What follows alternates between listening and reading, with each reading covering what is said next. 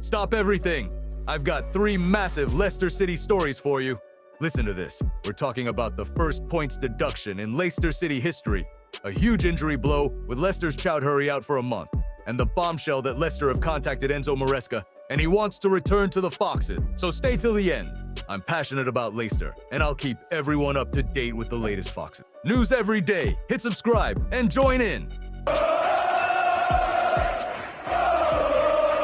That browser refresh hits you like a punch to the gut, doesn't it? 1 second you are squinting at the table, trying to work out if you are looking at a scrappy playoff outsider or a side sleepwalking into danger. The next second, bang!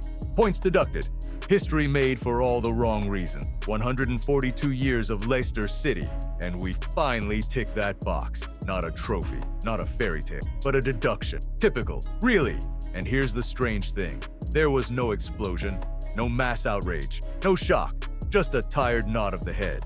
Almost a, well, of course. That tells you everything about where this is right now. 2 years of whispers, threats, leaks, rumors. 2 years of living with a cloud over the king power. So when it finally lands, it feels less like a scandal and more like a confirmation. Part of me gets the relief. At least now you know where you stand. No more guessing games. No more invisible hand hovering over the table. But another part of me is furious because this was avoidable, not unlucky, not harsh. Avoidable. Let's get something straight.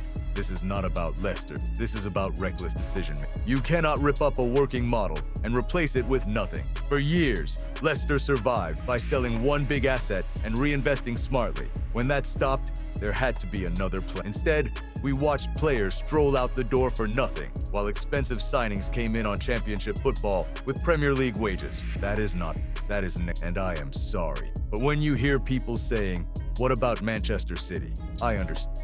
One club drowning in charges, another already punished. The system stinks, but pointing at them does not clean our own house. 2 wrongs do not make one right. Leicester messed it. The deeper problem is not even the deduction itself. It is the total absence of trust. Do you honestly believe there is a clear footballing strategy at this club? Because I do not see one. I see reactive decisions. I see panic. I see managers changed like light bulbs, and I see a hierarchy that keeps telling the fan to be patient while offering no convincing vision of the future. That is why the atmosphere feels flat.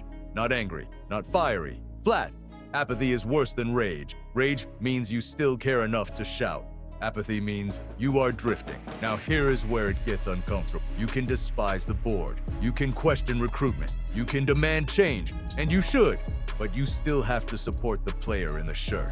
Not because they are perfect, not because they are all good enough, but because another relegation would be an absolute disaster. This is the balance. Support the team. Demand change. Both. Not one or the other. Because if Leicester City is going to drag itself out of this mess, it will not be through denial. It will not be through pretending everything is fine. It will be through brutal honesty, proper accountability, and a fan base that refuses to accept mediocrity while still backing the badge. So here's the question I want you to answer, honestly and without sitting on the fence. Should Leicester City fans focus purely on backing the players to survive? Or should protests and pressure on the owners come first, even if it destabilizes the team? Hit like. Hit that subscribe button if you're passionate about Leicester and want to stay up to date. That's another hammer blow right to the gut. Enzo Choudhury, sidelined for at least a month.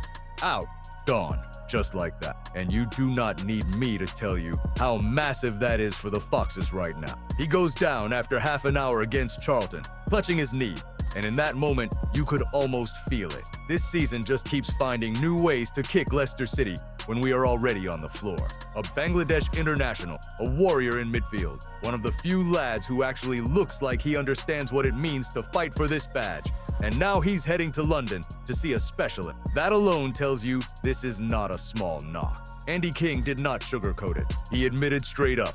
Losing Hamza and losing Caleb Okoli in the same first half absolutely wrecked any chance we had of stabilizing that match. Low on numbers, low on options, low on confidence. Welcome to Leicester City 2026. And let's be honest, this is not just about Hamza as a player. This is about what he represents: energy, fight, aggression, someone who actually enjoys the dirty side of the kind of midfielder who puts his foot in and lets the opposition know they are in for a long afternoon. You cannot replace that with vibes and hope. King says it will not be this month. It will not be. That alone should send a shiver down your spine. Knee injuries are horrible, unpredictable, and they never respect your fixture list. It might not be season-ending, but it is long enough to seriously hurt us. Now look at the bigger picture. Caleb Okoli suspended. Yannick Vestergaard still a doubt. A defense already leaking goals for fun. A squad already stretched thin. And we are heading to Birmingham, needing points like oxygen. The only small ray of light? Oliver Skip is set to return. That is huge, absolutely huge. Because without him, this midfield starts to look like a championship horror film. New lads like Jamal Lascelles, Joe Aribo, Divine Mukasa, and Dujuan Richards are in contention too, which gives King a few more cards to play.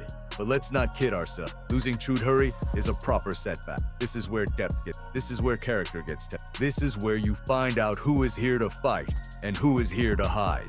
And I'll tell you something. When I look down the M1 at Nottingham Forest, I see a club that loves talking big, but would absolutely crumble if they had this level of chaos. They panic when one shoelace. We are dealing with suspensions, injuries, points deductions, and still turning up.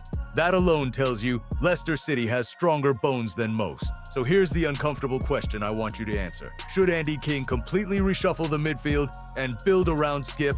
Or is it time to give Harry Winks a proper run and gamble on his quality, despite the divided opinion? Hit like, hit that subscribe button if you're passionate about Leicester and want to stay up to date. So here we go. Lean in, because this one feels like pure football theater. Whispers around King Power Stadium are getting louder, and they're the kind of whispers that make your heart beat a little faster. Leicester City have contacted Enzo Maresca. Yes, that Enzo Maresca, the architect of our championship title, the man who gave the Foxes an identity, a style, a swagger, and the word doing the rounds, he wants to come back. Let that sink in for a second. Maresca has been out of work since Chelsea pulled the trigger on New Year's Day. And despite all the chaos, all the noise, all the mess surrounding this club, he apparently still feels a pull towards Filbert Way. Unfinished business, they say. A sense that his story with Leicester City is not fully written. Now, if you are a Foxes fan, that hits you right in the soul. Because under Maresca, we were not just winning games. We were building something. You could see it. You could feel it. Enzo ball, slow, methodical, sometimes maddening, but effective. It took us to a championship title and gave us a clear footballing DNA. Since he left, that DNA has been ripped up, burned, and scattered to the wind. Reports suggest Leicester have floated a short-term, incentive-heavy deal. In other words, a save us now and we'll talk later type of offer. It screams desperation, but it also screams ambition. Someone inside this club knows we are drifting. Someone knows we need a brain, not just a voice on the touchline. But now comes the reality check. Jordan Blackwell from Leicester Mercury has poured a big bucket of cold water on the romance. Maresca's stock is high, very high. He won the Club World Cup with Chelsea. He is supposedly on Manchester City's radar. For a coach on that trajectory, dropping into the championship with a wounded Leicester side is not exactly a sensible career move. And let's be brutally honest, Maresca already completed his mission here. He took us up. He delivered silverware. He did his job. Coming back now means walking into a club with no structure, no clear plan, and a fan base that feels ignored, frustrated, and emotionally exhausted. That is not a rescue mission. That is a minefield. Still, football is not always about logic. Sometimes it is about emotion, about timing, about a feeling.